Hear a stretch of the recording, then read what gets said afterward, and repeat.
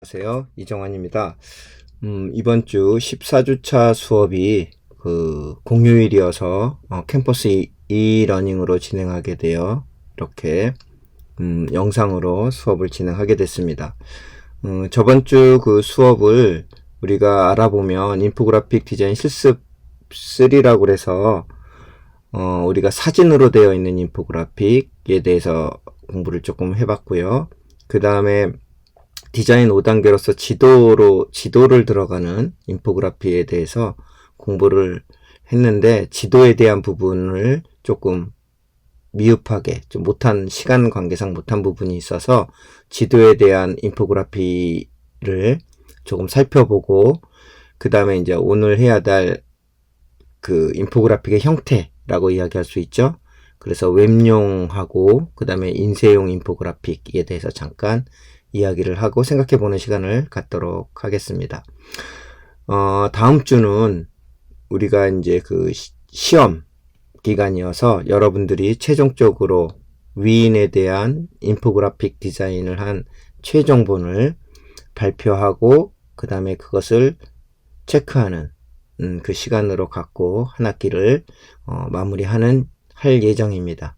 그래서 여러분께서 한 학기 동안 굉장히 많은 내용을 한 주 하면서 이렇게 지내왔는데 벌써 이제 마무리할 시간이 다 되어서 좀 아쉽긴 하지만 그래도 여러분에게 많은 어떤 보람 있는 수업이었으면 좋겠습니다.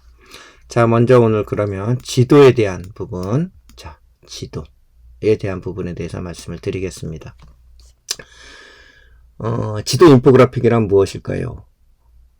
지도를 먼저 생각을 해보면 우리는 우리가 어떤 곳을 가거나 할 때 길을 찾기, 와이파인딩이라고 여러분이 픽토그램을 배울 때 2주차 정도의 픽토그램에 대해서 배울 때 픽토라고 하는 그림, 그 다음에 텔레그램이라고 하는 전보라는 뜻의 픽토그램을 배울 때 우리가 그 이미지들을 간략하게 만들어서 누구나가 볼 수 있도록 만드는 것을 픽토그램이라고 이야기를 했었어요.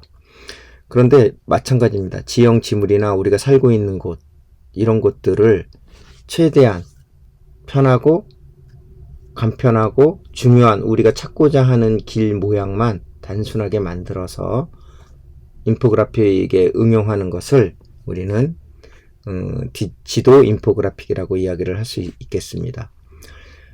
저희가 그 인포그래픽의 7단계 중에서 지금 이쪽 부분의 지도를 이용한 인포그래픽이죠.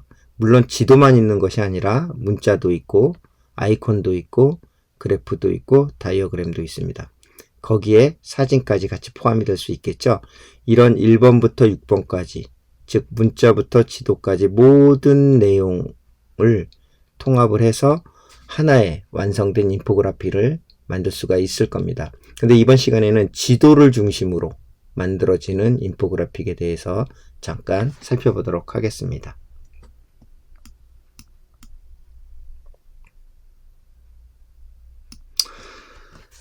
자, 지도 인포메이션은 여기서는 지도 인포메이션이라고 되어 있죠. 인포메이션이라고 하는 것은 안내를 해준다는 뜻입니다. 그렇죠? 지도를 안내해주는, 즉 지도가 들어가 있는 인포그래픽이란 뜻이죠. 지도라고 하는 것은 일반적으로 그 지리적 정보 시스템이라고 있어요. GIS라는 지리적 정보 시스템과 관련된 어떤 정보를 이야기하곤 합니다. 지도 인포메이션 또는 인포그래픽은 다양한 형식으로 제공될 수 있겠죠. 특정한 위치에 대한 데이터들이 또 많은 정보를 갖고 있겠고, 또는 도로망, 우리가 내비게이션 같은 데에서 A에서 B로 가는 길에 관련된 도로들, 그 다음에 또 거기에 중간중간 거쳐져 있는 많은 건물들, 그 다음에 지형 또는 기후 또는 토지를 어떻게 이용하는지, 거기에는 어떤 사람들이 살고 있는지 등의 정보를 포함하게 됩니다. 그런 우리가 지도 인포메이션에 대한 정보를 가지고 어디에 사용해요? 지도 인포그래픽의 통계 자료로서 사용하게 됩니다. 그래서 이런 자료가 기본적으로 있어야 돼요. 이런 자료를 여러분들이 습득을 하고 이런 자료를 통해서 목적과 지도 인포그래픽을 하는 목적과 보는 사람들에 대한 분석을 통해서 이런 통계가 있어야 된다라는 거예요. 이런 통계가 없으면 인포그래피는 의미가 없습니다. 정확한 통계와 그것을 보는 사람에게 어떤 것을 보여줄 것인가에 대한 것들을 여러분들이 잘 생각하시고 만들어야 됩니다.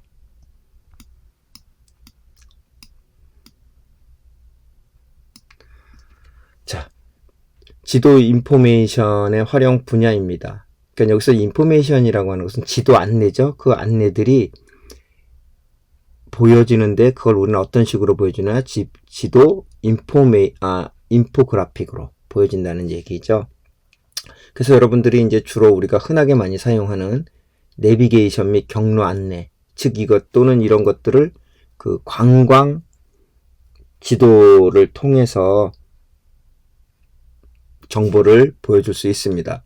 그러니까 즉 차량용 내비게이션 시스템이나 여러분들이 많이 보는 스마트 앱을 통해서 최적의 경로를 안내해 줍니다. 뭐 네이버 웹이라든지 뭐 다른 카카오에 관련된 카카오 앱이라든지, 그러니까 그 지도 앱을 통해서 우리가 일상생활에 편하게 살 수도 있죠.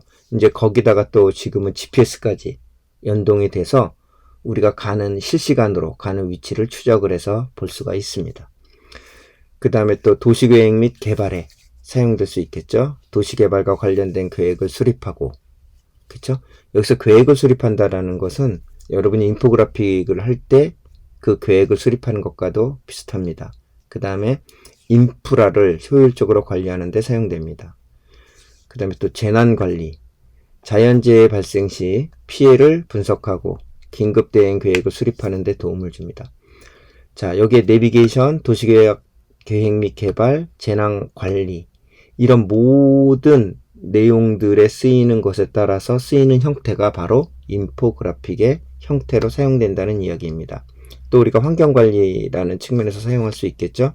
그래서 우리가 그 지역별 그 환경이라는 것을, 그 환경에는 예를 들면 뭐 펭귄이 산다. 근데 그 펭귄이 사는데 그 펭귄의 통계라든지 그 펭귄의 분포도, 그래서 이 펭귄의 숫자가 줄어든다든지 빙산의 어떤 부피가 줄어든다든지 하는 그런 지도와 환경을 결합시킨 인포그래피를 만드는 데 사용될 수 있겠죠. 그 다음에 군사 및 방위, 이런 목적으로도 굉장히 많이 사용되고 있겠고, 그 다음에 비즈니스 분석, 이런 비즈니스 분석이 오히려 인포그래피랑 많이 사용될 수가 있습니다. 뭐 상권 분석이라든지 고객 분포 파악 등 비즈니스 전략 수립에 많이 활용이 됩니다. 그러니까 요런 6가지, 또 이거 말고도 조금 있겠지만 6가지의 활용 분야를 통해서 이 활용할 때 그래픽으로 보여지거나 영상으로 보여지거나 하는 그래픽의 결과가 인포그래픽으로 보여지게 됩니다.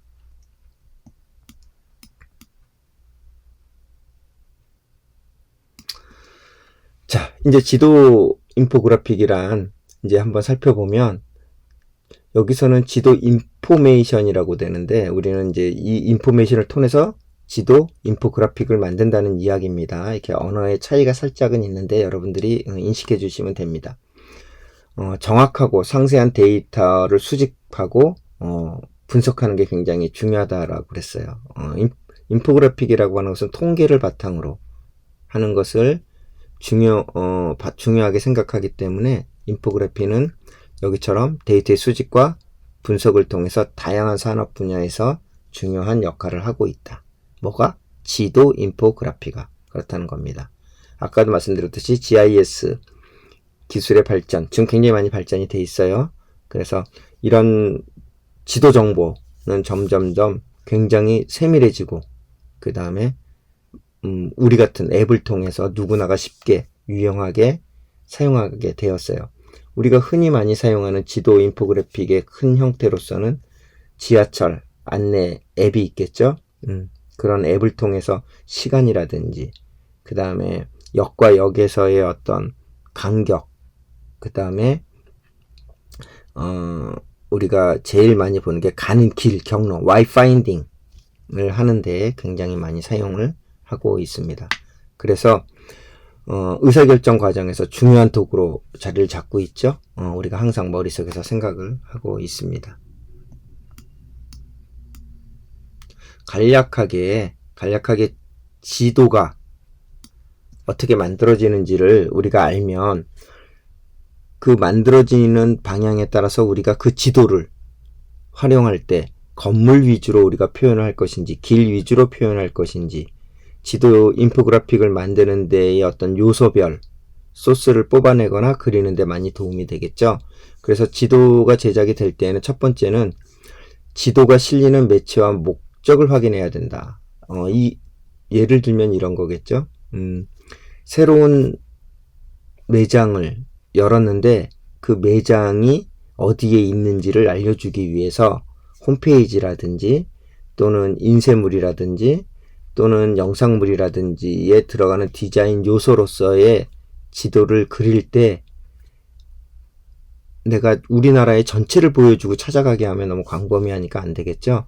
그 다음에 아까처럼 첫 번째는 지도가 어디에 쓰일 것인가, 영상에 쓰일 것인가, 아니면 인쇄물에 쓰일 것인가, 아니면 웹에 쓰일 것인가에 따라서 우리가 그림의 형태가 조금씩은 달라져야 되겠죠.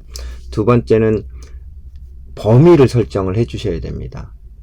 내가 사는 동네 안에, 그쵸? 아니면 우리가 목적을 가진 어느 지역을 일부분을 확대를 해서 거기서부터 보여주는 것이 훨씬 더 중요하니까 찾는 사람들에게 혼란을 주지 않기 때문에 범위를 정하는 것이 굉장히 중요합니다. 특히 안내도의 범위를 결정할 때 쓰이는 그 지도를 그릴 경우에는 주요 건물 위주로 할 것인가, 우리가 도로를 중심으로 할 것인가, 또는 역, 그쵸? 그 다음에 주변에 큰 호텔이나 백화점, 아니면 이런 쇼핑몰, 이런 것들이 있는지, 그런 걸 중심으로 한다라는 것처럼, 해야 되는 것처럼 그런 범위를 확정할 때 그런 것을 기준으로 할 수 있습니다. 그 다음에 이런 것들이 정해지면 세 번째는 우리가 항상 해오듯이 러프 디자인을 시작을 합니다. 그쵸? 이 지도를 만드는 사람, 그러니까 인포그래피를 하는 목적에 따라서 클라이언트에게 구역이나 표현 방법을 보여줘야 되겠죠. 그래서 수정사항이 없도록 하기 위해 초반에 서로 의견을 많이 조율하는 것이 중요합니다. 그리고 네 번째는 먼저 선과 기본 요소를 그려야 되겠죠. 뼈대입니다. 뼈대. 그래서 지형도 등을 밑그림으로 사용해서 일러스트레이터 프로그램을 사용해서 선을 그립니다. 우리가 이런 지도도 벡터의 한 형태로 보여지기 때문에 일러스트레이터를 사용을 하고요. 그 종류별로 레이어를 분류해 놓으셔야 됩니다. 건물, 만약에 도로, 우리가 아까 선과 도로가 1번 레이어, 그 다음에 건물들이 2번 레이어, 3번들이 다른 중요한 포인트, 점 같은 게 있죠. 빨간 점을 찍는다든지 중요 포인트, 그 다음에 네 번째 레이어에는 주로 이제 그 지명, 무슨 건물의 이름, 이런 텍스트들이 올라가게 되어 있습니다.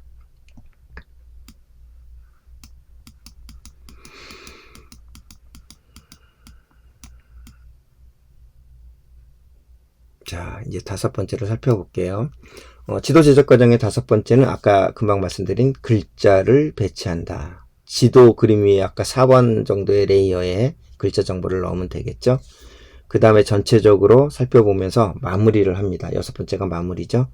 그래서 오탈자가 있다든지 동일한 페이지나 주변 글자, 그 다음에 색 등에 대한 조화를 여러분들이 잘 맞춰서 살펴보아야 되고요.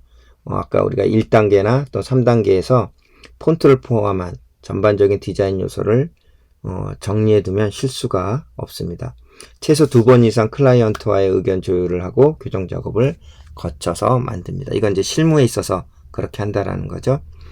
지도 제작의 과정을 인식하고 지도 인포그래픽 디자인 시 스토리텔링에 의한 지도의 형태를 결정해야 합니다.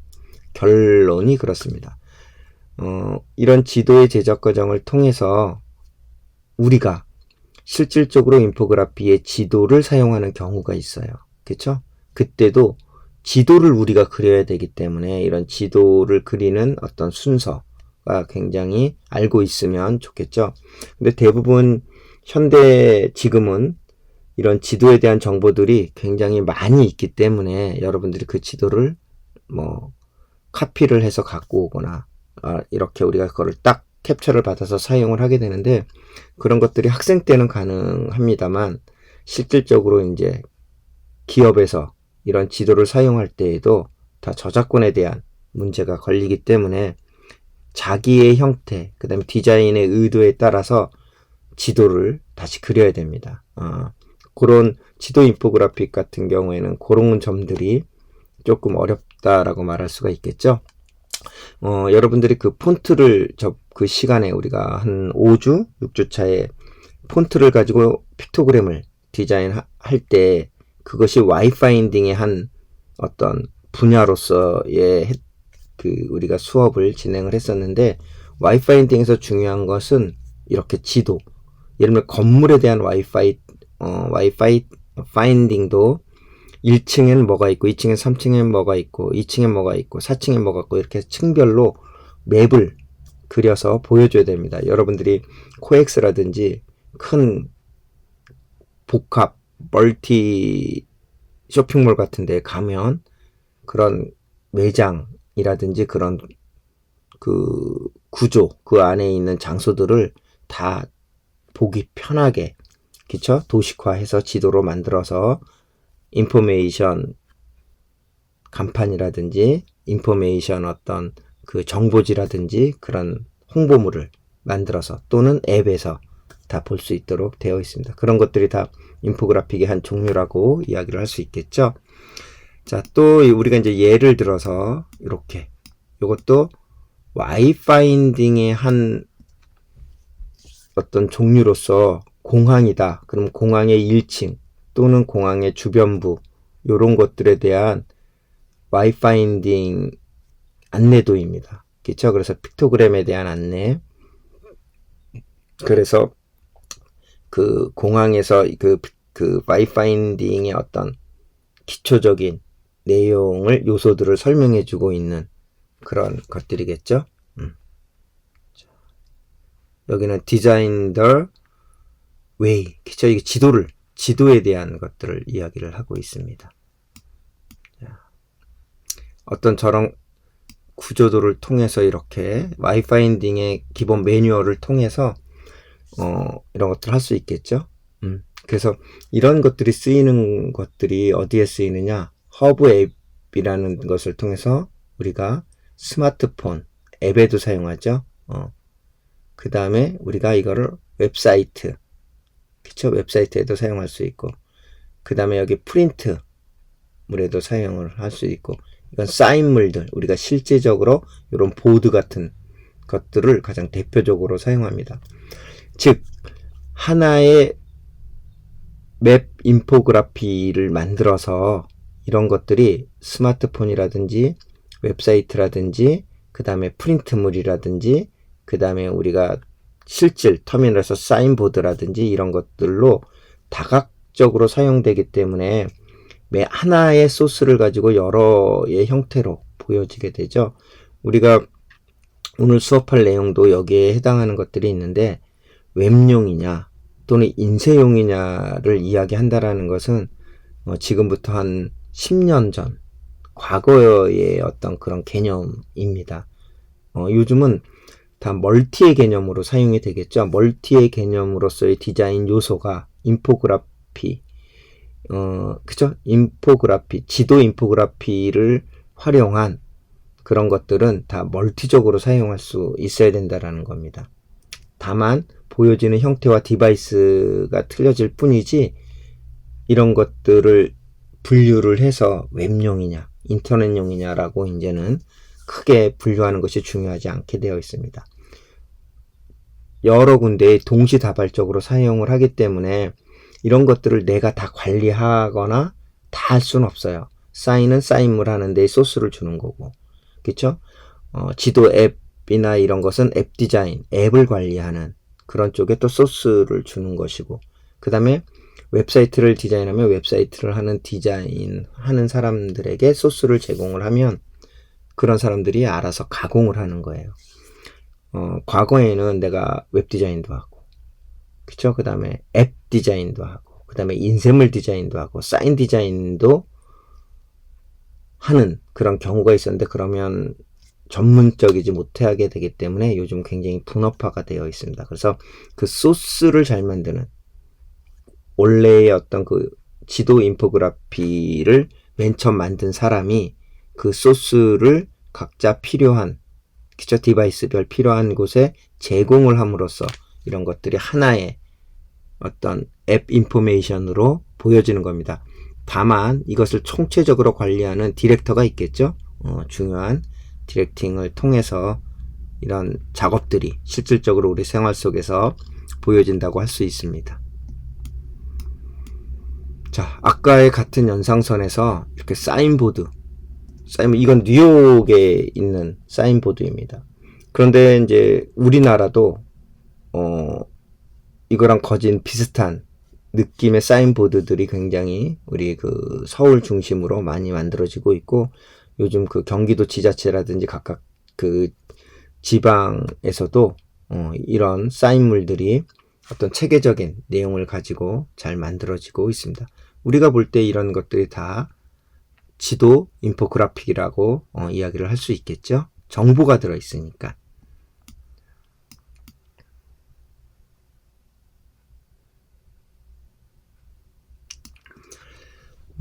여기도 마찬가지지만 여기에 있는 뉴욕에 걸어서 어디를 다닐 때 이렇게 구역별, 섹터별 이런 것들을 보여줄 수 있겠죠. 근데 저희 나라는 이것 말고도 여기에 영상을 가미를 해서 영상도 볼 수 있고 광고도 물론 보기도 하고 그 지역에 대한 어떤 설명도 해주고 더불어 여기서 사진도 찍을 수 있게끔 해주죠. 강남의 어떤 대로에 가면 스마트 기둥이라고 하죠. 그런 스마트 기둥을 굉장히 높게 세워놨어요. 그런데 이제 그 기둥이 높게 서 있는 것은 굉장히 그 스페이스, 옛날 과거에 1901, 몇 년도지? 하여튼 그 영화가 있습니다. 원숭이들이 살고 있는, 곡성 탈출 말고, 원숭이들이 살고 있는 도시에 엄청나게 높은 큰 기둥들이 툭툭툭 박혀 있는, 그러니까 미래를 상징하는 그런 영화에서 유래가 돼서 예술 작품으로도 굉장히 많이 재현되는 어떤 그런 작품을 비슷하게 갖고 와서 강남 대로에 스마트 기둥을 쭉쭉쭉 세워서 요런 인포그래픽, 그쵸? 형태를 보여주고 있습니다.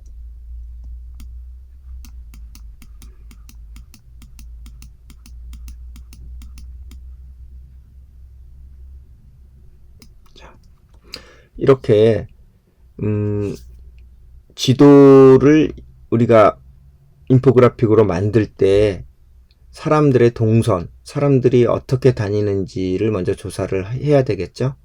그 다음에 이런 조사에 대한 근거를 가지고 어디서 이동 경로라든지 제일 많이 가는 곳이라든지 여기에 퍼센테이지 45%, 3% 가장 많이 몰리는 곳, 그 다음에 허브에서 퍼지는 곳, 이런 것들을 다 조사를 한 다음에 요것을 인포그래픽 형식으로, 지도 인포그래픽 형식으로 디자인을 한 것입니다.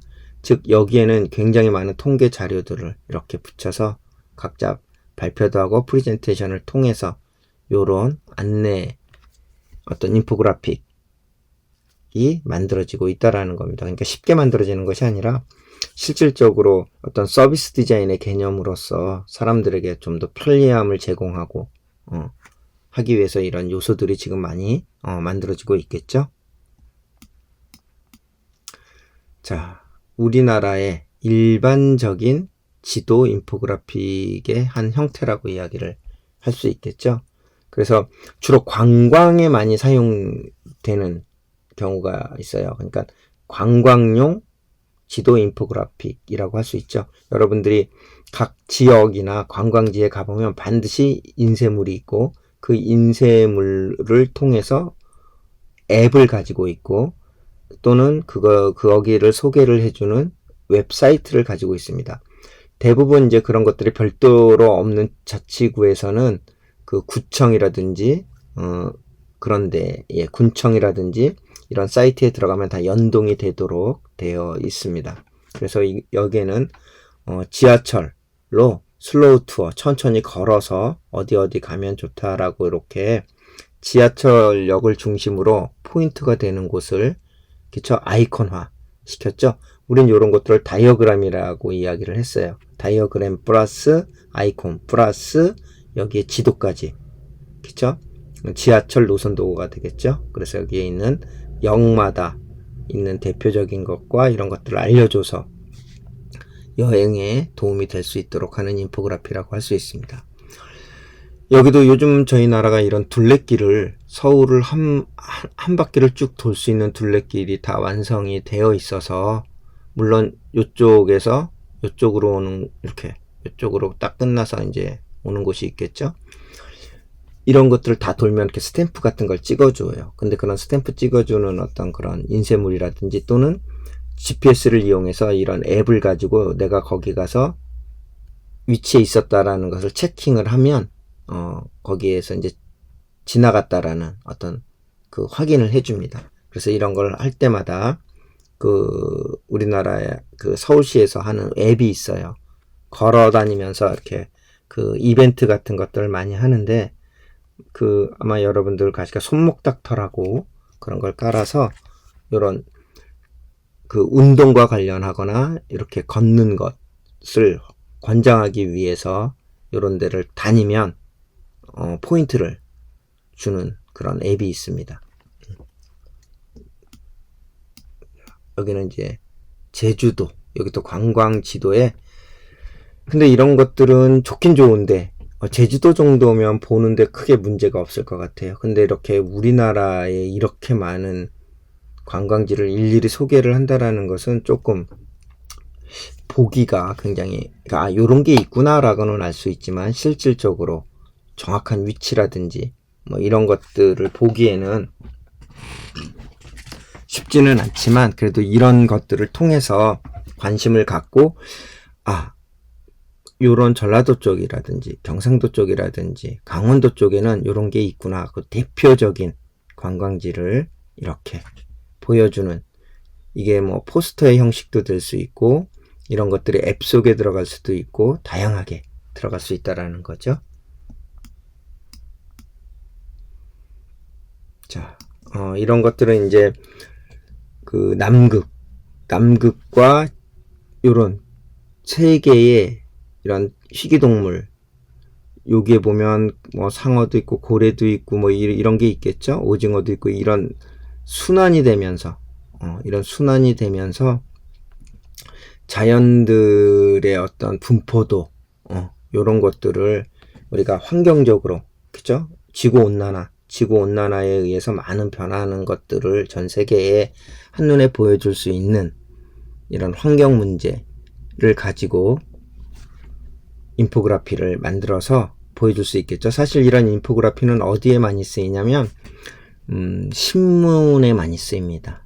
신문에서 이런 기사를 옆에다 쭉 글로 복잡하게 써 있으면 자세하게 그런 것들을 한눈에 볼 수 있도록 만들어주는 기능.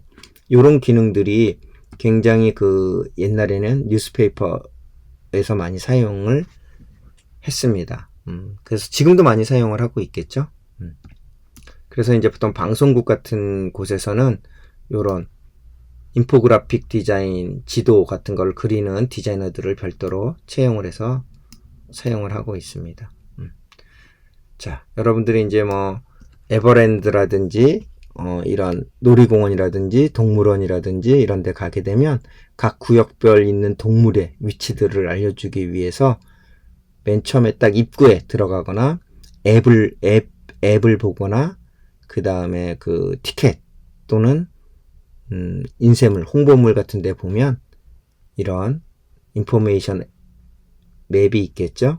그래서 여러분들이 이런 것들을 하나하나 다 그리면 이 소스가 굉장히 다양하게 사용됩니다. 요것도 인포그래픽의 한 종류라고 할 수 있겠죠. 우리 강남대학교의 입구에도 들어오면 여러의 학교의 그 건물들의 이름과 위치를 해서 이렇게 지도의 조감도라고 해야 되나요? 조감도의 형태로 이렇게 만들어 놓은 게 있습니다.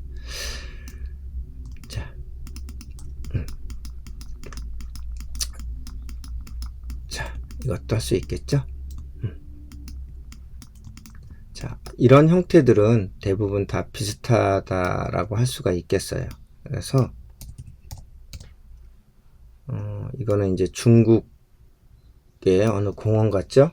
이런 공원들의 위치, 아마 우리 서울대공원도 이런 지도가 있습니다. 그래서 이렇게 굉장히 많이 쓰이고, 이런 것들도 다 디자이너들이 다 디자인을 하겠죠. 그래서 인포그래피를 배운 사람들은 특히 이 지도에 관련된 것들을 굉장히 잘 인식하고 있어야 우리가 와이파인딩이라든지 와이파인딩 매뉴얼이라든지 그 다음에 어떤 안내를 해주는 그런 위치라든지 이런 것들은 뭐 우리가 유명한 장소 또는 정부 기관 이런 데 모두 쓰이기 때문에 우리가 인포그래피 시간을 통해서 이런 게 있다라는 거를 알고 이제 어떤 수업을 우리가 어떤 작업을 진행을 하게 된다면 여러분들이 크게 문제없이 잘할 수 있을 것이라고 생각이 됩니다. 그래서 이번 시간에 살펴본 것은 우리가 저번 시간에 사진에 이어서 지도 인포그래픽에 대해서 잠깐 살펴보았고요. 그 다음 요 영상 이후에 우리가 이제 한 학기를 총 정리를 하는 그런 이야기와 그 다음에 그 더불어서 좀 추가될 이야기에 대해서 말씀드리도록 하겠습니다. 자, 수고했습니다.